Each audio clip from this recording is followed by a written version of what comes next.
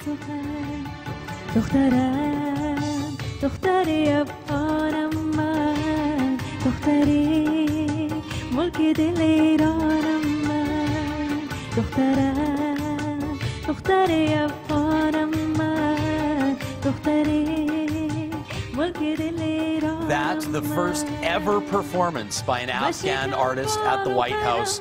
Mujda, International Women's Day 2010. There you are performing for President Barack Obama. Welcome to Breakfast Television. Thank you for having me, Aaron. It must have been an absolutely incredible experience for you. We want to dive right into your story because it's an incredible one. Born in Kabul, thank you. Grew up until you were 6 years old there before moving to Vancouver? 5. 5 years old. What prompted the move back to Kabul just a couple of years ago?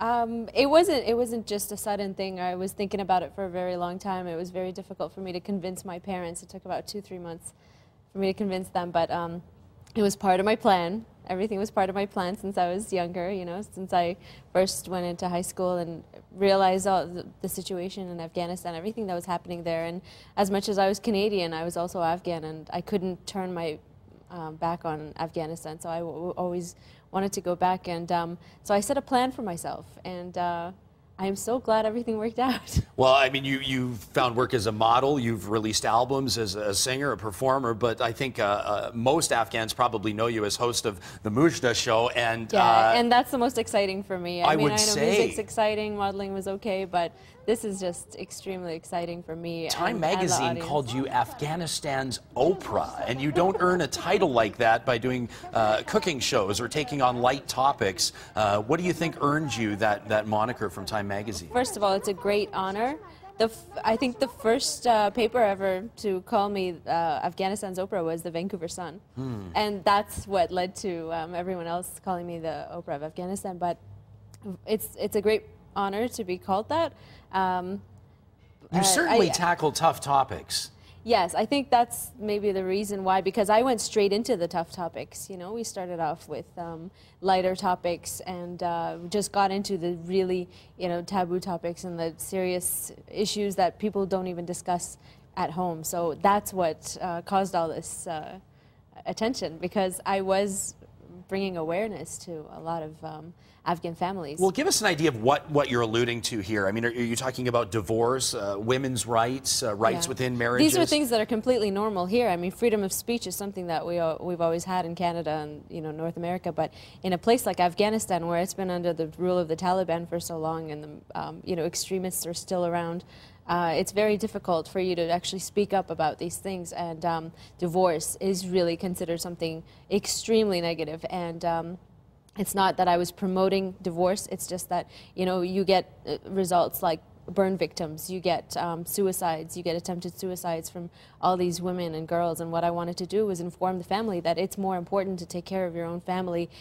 Family comes first, you know, and a lot of Afghans worry about what others have to say about their family and their name and their honor, you know. And so I just want to make them realize that family is first. And, you know, I also discuss domestic violence, child abuse. All these things are in my agenda. Mujda, we know that the topics that you've taken on mean that your life is in real danger on a regular basis. Within Kabul, you travel with an armored vehicle. We know that there are certain online forums dedicated to tearing down what you're trying to build up. I think what Canadians want to know is the investment of Canadian money and our Canadian troops. Are they making a difference in Afghanistan? What do you see? Definitely, definitely. I know that, you know, the media continues to look at the negatives, but I see so much positive impact in, like, everything that the Canadian troops are doing there. The international forces, the international community, including Canada, they're just, without them, Afghanistan would not be as stable as it is, and I would not be able to run this show, and I would not be able to educate Afghan families. And I think that the security of an Afghan family means the security of the nation.